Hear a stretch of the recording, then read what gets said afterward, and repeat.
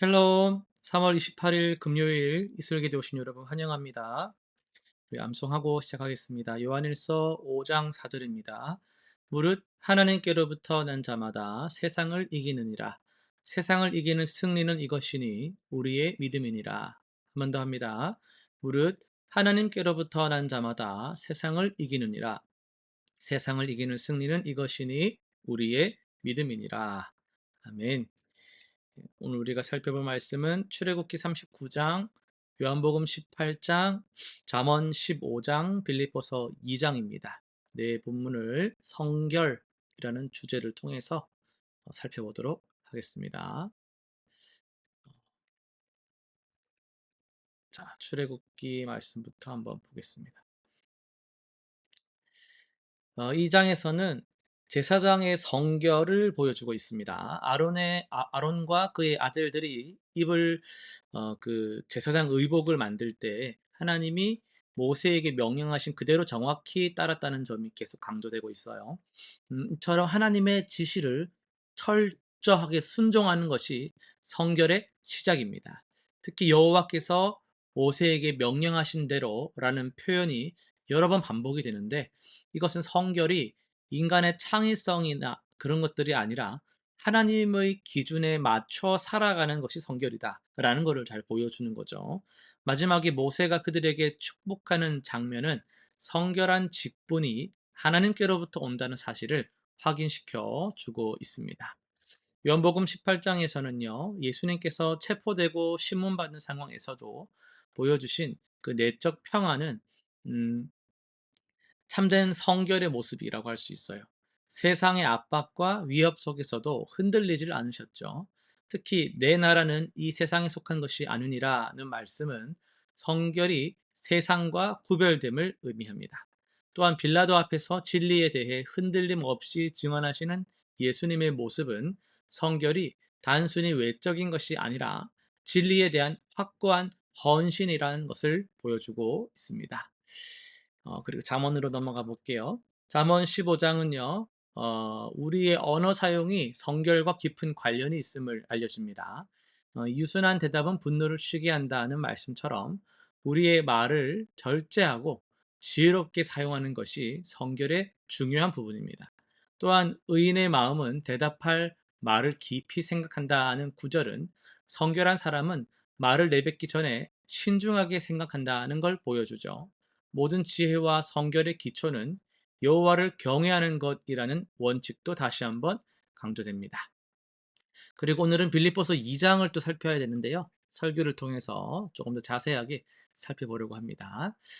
본문은 2장 5절에서 15절로 하고 그리스도의 마음을 품은 성결한 삶이라는 제목으로 말씀을 살펴보도록 하겠습니다. 여러분 성결이 뭘까요? 성결. 어떤 느낌이 드세요? 성결이라고 하면 단순히 죄 안 짓고 규칙 잘 지키는 거라고 생각하십니까? 그건 아닙니다. 진짜 성결, 성경이 말하는 성결은 그리스도의 마음을 품는 데서 시작합니다.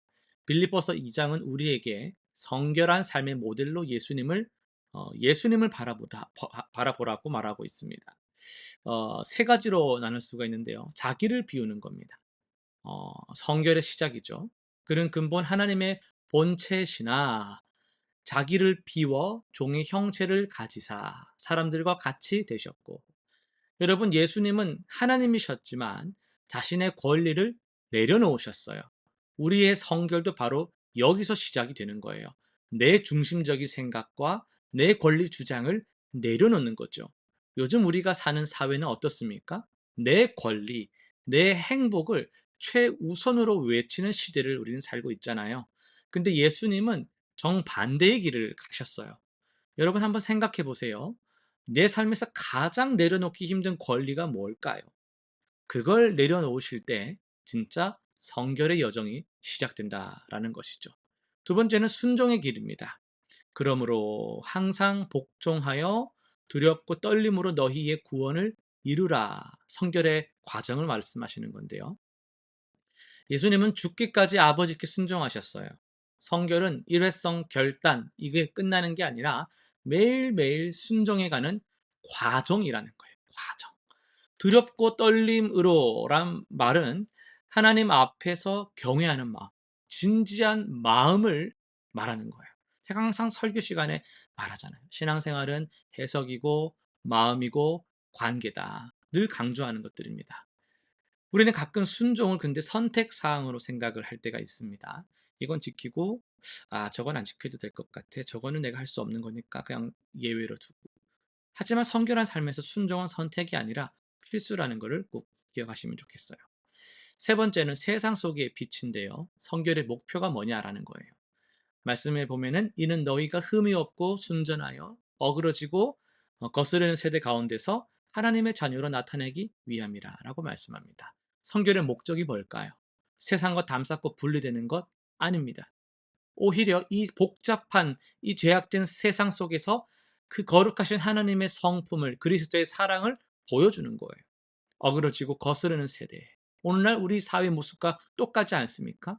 이런 세상 속에서 우리의 성결한 삶은 어둠 속의 빛처럼 더 밝게 빛날 수 있습니다. 하나님은 바로 여러분을 통해서 어두운 세상에 빛을 비추기를 원하세요. 여러분의 성결한 삶이 주변 사람들, 환경을 변화시킬 거라는 걸 꼭 믿으시길 바랍니다. 그리스도의 마음을 품는 것은요, 뭔가 추상적인 개념이 아닙니다. 그건 매일의 삶 속에서 자기를 비우고 순종하고 세상 속에서 하나님의 모습을 보여주는 아주 구체적인 삶의 방식이에요. 성결은 우리가 열심히 노력해서 얻는 게 아니라 그리스도의 마음을 품을 때 우리 안에서 자연스럽게 흘러나오는 겁니다. 실천사항 세 가지 한번 정해 볼게요. 첫 번째는 자기를 비우는 거예요. 이번 주에 매일 한 가지씩 내 권리나 특권을 의식적으로 내가 탁 내려놓고 다른 사람을 위해 한번 섬겨 보세요. 예를 들면 가족을 위해 평소에 안 하던 집안일을 좀 하신다든지, 평소에 하실 수도 있죠. 예, 하실 수도 있는데 예를 들면 그럴 수도 있다라는 겁니다. 직장에서 내 공로를 내세우지 않고 동료를 칭찬한다든지 이런 거 말입니다. 두 번째, 순종을 실천하는 거예요. 성경 말씀 중에 가장 실천하기 어려운 한 가지를 골라가지고 이번 주 동안 의도적으로 한번 몸부림을 쳐보는 거예요. 원수를 너무 센 게 나왔네. 원수를 사랑한다든지, 염려하지 않는다. 이것도 막상막하예요. 염려 안 하고 원수 사랑할 수 있다면 얼마나 좋을까요? 그런데 우리 할 수 있습니다. 그리스도를 의지할 때 할 수 있습니다. 세 번째, 빛 되는 겁니다. 빛. 어, 빚 지는 거 말고 빚 되는 거. 직장이나 학교에서 그리스도의 성품을 어떻게 보여줄 수 있을지 구체적인 방법 하나를 계획하고 실천해 보세요. 어려움에 처한 이웃, 동료를 돕는다든지, 정직하게 일을 한다든지, 그 어둠을 비출 수 있는 일들을 해보시는 거죠. 기도 제목 세 가지 역시 한번 정해 볼게요. 겸손의 기도로 나아갑시다. 주님, 제 마음에 예수님의 그 겸손한 마음을 심어주세요. 제 안에 교만함과 이기심이 깨달아지게 해주시고 저도 예수님처럼 자기를 비우는 삶을 배워가게 해주세요. 이렇게 기도하면 좋겠고요. 두 번째는요, 순종의 기도를 해봅시다. 하나님, 제가 알기만 하고 머리로는 다 이해가 되는데 생각은 다 하는데 실천 안 하고 오늘까지 버티고 있는 부분이 뭔지를 좀 깨닫게 해주세요. 말씀에 온전히 순종하는 삶으로 인도해 주세요. 이렇게 기도하면 좋겠고요. 세 번째는 증인의 기도입니다. 성령님, 이 어두운 세상 속에서 저를 통해 예수님의 빛을 비춰주세요. 부족한 저지만 부족하기 때문에 주님의 강함이 드러날 수 있고 주님의 완전함이 드러날 수 있다라고 믿습니다. 제 삶이 살아있는 복음의 증거가 되게 해 주세요. 이렇게 기도하는 저와 여러분 되시기를 간절히 소원합니다. 기도하고 마치겠습니다. 거룩하신 하나님 아버지, 오늘도 주님의 그 성결을 우리가 묵상하며 말씀으로 나아갑니다. 우리의 삶이 더욱더 주님을 닮아가기를 원합니다. 주님의 그 마음을 품게 하시고 주님의 영광을 위하여서 성결한 삶으로 나아가는 우리 되게 하여 주시옵소서. 주님께서 자기를 비우신 것처럼 우리도 스스로를 비울 수 있도록 마음의 은혜를 더해 주시고 주님의 순종하신 것처럼 성결의 그 과정에 참여하게 하시고 세상을 비추는 어둠 속의 그 빛이 우리가 될 수 있도록 우리 언행과 모든 삶의 순간에 은혜로 역사하여 주옵소서. 감사드리며 예수님의 이름으로 기도드립니다. 아멘.